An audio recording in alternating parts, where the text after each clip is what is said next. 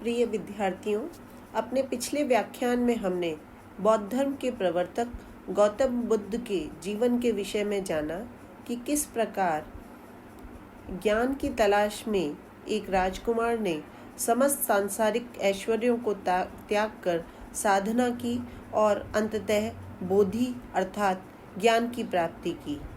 तत्पश्चात उन्होंने आम जन की भाषा में ही उन्हें उपदेश दिए जो बहुत सरल और व्यवहारिक थे। बौद्ध धर्म के सिद्धांतों की आधारशिला 4 आर्य सत्यों में निहित है, जिनमें प्रथम आर्य सत्य है सर्वम दुखम, अर्थात सब कुछ दुख है। बुद्ध के अनुसार वृद्धावस्था, जन्म, मृत्यु, अप्रिय मिलन, प्रिय वियोग आदि सभी दुख हैं। मृत्यु भी दुख का अंत नहीं है, क्योंकि मृत्यु के बाद पुनर्जन्म है और इस प्रकार मनुष्य निरंतर दुख भोगता रहता है। बुद्ध कहते हैं कि मनुष्य ने मरण के चक्र में फंसकर जितने आंसू बहाए हैं वह 4 समुद्रों के जल से भी अधिक है। दूसरा आर्य सत्य दुख समुदय है, अर्थात दुख का कारण तृष्णा है। तृष्णा अर्थात इच्छाएं। मनुष्य निरंतर तृष्णाओं की, इच्छाओं की, कामनाओं की अग्नि में जलता रहता है।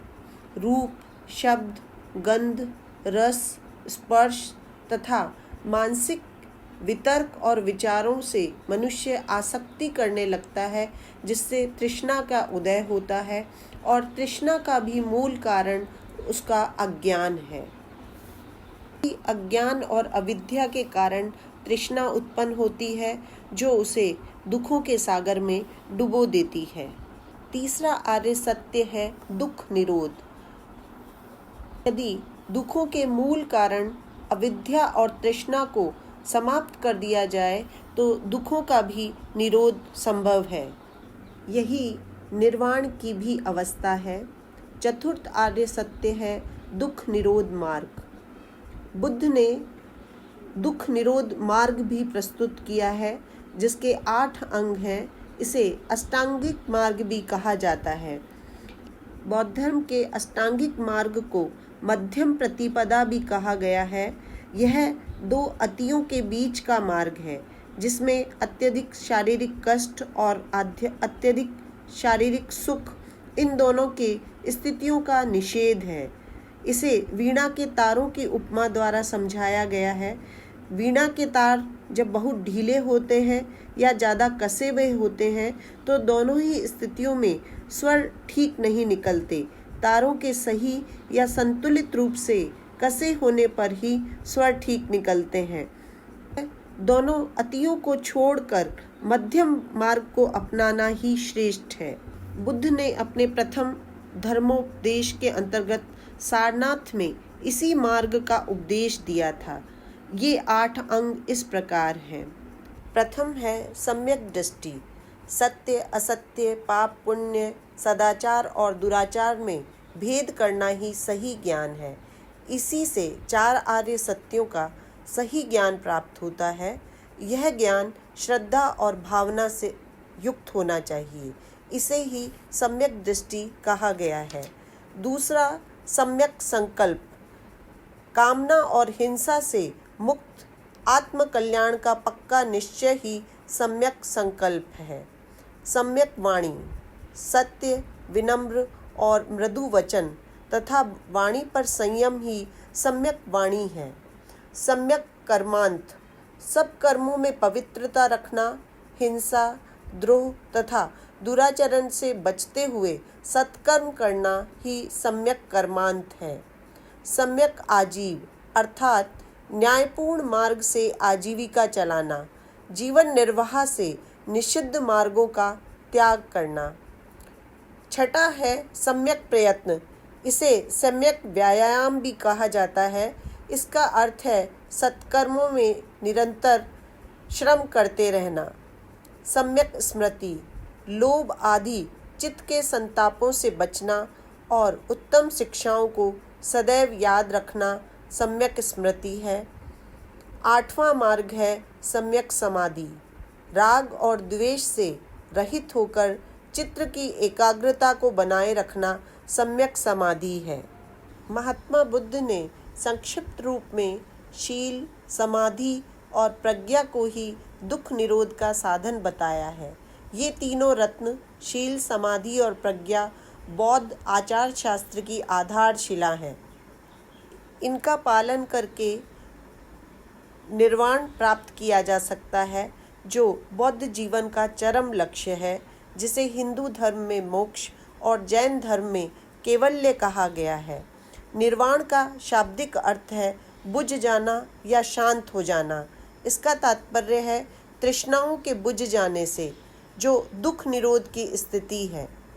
निर्वाण कोई ऐसी अवस्था नहीं है जो मरणोपरांत प्राप्त होती हो। मनुष्य के जीवित रहते हुए भी वह अवस्था प्राप्त की जा सकती है, जो जीवन मुक्ति के समान है। बुद्ध चरित्र में निर्वाण को दुर्लभ, शांत, अजर और अमृत पद कहा गया है। आचार्य नागसेन ने मिलिंद प्रश्न में निर्वाण की स्थिति को समझाते हुए कहा है, तृष्णा का निरोध हो जाना ही निर्वाण है। प्रतीत्य समुत्पाद बौद्ध धर्म का एक अन्य अति महत्वपूर्ण सिद्धांत है। इसके अनुसार संसार की हर वस्तु या घटना किसी कारण विशेष से होती है। किसी कारण के बिना अकस्मात या यूं ही कोई घटना नहीं हो सकती। प्रतीत्य समुत्पाद का शाब्दिक अर्थ है प्रतीत्य, अर्थात इसके होने से, समुत्पाद यह उत्पन्न होता है। इस प्रतीत्य समुत्पाद के नियम में अविद्या से प्रारंभ होकर दुख तक 12 कार्य कारण की एक श्रृंखला है, जिसे द्वादशांग अथवा द्वादश निदान भी कहा गया है। ये 12 क्रम इस प्रकार है, जो क्रमशः एक दूसरे को उत्पन्न करने के कारण भी हैं। अविद्या, संस्कार, चेतना, नाम रूप, षडायतन, स्पर्श, वेदना, तृष्णा, उपादान, भव, जाति और जरा मरण। धर्म के अनुसार प्रतीत्य समुत्पाद का नियम अमिट और अटल है। यह अनादि और अनंत है। बौद्ध धर्म मूलतः एक कर्म प्रधान धर्म है, जो कर्म कांडों से परे है। बौद्ध धर्म क्षणिकवाद को मानता है, अर्थात किसी भी वस्तु का अस्तित्व केवल एक क्षण के लिए रहता है, दूसरे क्षण वह बदल जाता है। अर्थात संसार का प्रत्येक पदार्थ क्षणिक है, क्षण क्षण में परिवर्तनशील है, किंतु अपनी निरंतरता और एक रूपता के कारण वह स्थायी प्रतीत होता है। इस क्षणिकवाद को समझाने के लिए बौद्ध धर्म में नदी का जल और दिए की लौ का उदाहरण दिया जाता है। जिस प्रकार नदी का जल पल पल बदलता रहता है, पीछे से आने वाला जल उसकी जगह लेता रहता है, किंतु उसमें एक रूपता होती है और वो निरंतर बदलता रहता है। इस कारण हमें वह समान प्रतीत होता है। इस प्रकार जगत की हर वस्तु में क्षण क्षण परिवर्तन घटित होता है, किंतु अपनी एक रूपता और नित्यता के कारण या निरंतरता के कारण वह हमें स्थायी प्रतीत होता है। महात्मा बुद्ध ने आत्मा के अस्तित्व को भी स्वीकार नहीं किया है। उनके अनुसार मनुष्य नाम रूप मात्र है, यानी वह भौतिक और मानसिक तत्वों का संघात अथवा मिश्रण मात्र है। इसके अतिरिक्त वहाँ आत्मा जैसी कोई सत्ता नहीं है।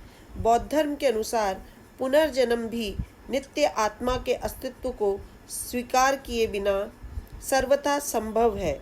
जीवन कार्य कारण श्रृंखला की वजह से एक क्रमबद्ध प्रवाह के रूप में एकमय दिखाई देता है, अन्यथा वह हर क्षण परिवर्तनशील है।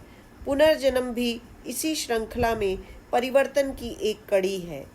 आचार्य नागसेन इसे मिलिंद पन्नों में यूं समझाते हैं, जिस प्रकार जल प्रवाह में एक लहर के पश्चात दूसरी लहर आती है और वह क्रम बना रहता है, इसमें कोई व्यवधान नहीं पड़ता, उसी प्रकार एक जन्म की अंतिम चेतना के विलय होते ही दूसरे जन्म की प्रथम चेतना का उदय होता है। यह परिवर्तन इस प्रकार होता है कि विलय और उदय के बीच कोई व्यवधान नहीं पड़ता है।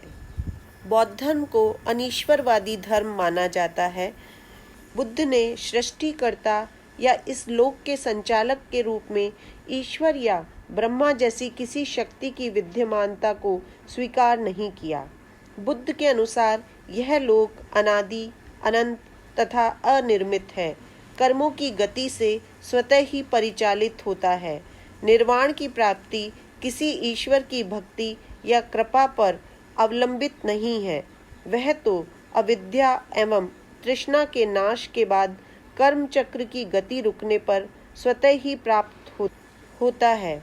बुद्ध ने अपने अंतिम संदेश में अपने प्रिय शिष्य आनंद से कहा था, आत्मदीप बनो, आत्म शरण बनो, धर्मदीप बनो, धर्म शरण बनो। बच्चों, आज के व्याख्यान में इतना ही। अगले व्याख्यान में हम जैन धर्म की शिक्षाओं के बारे में पढ़ेंगे।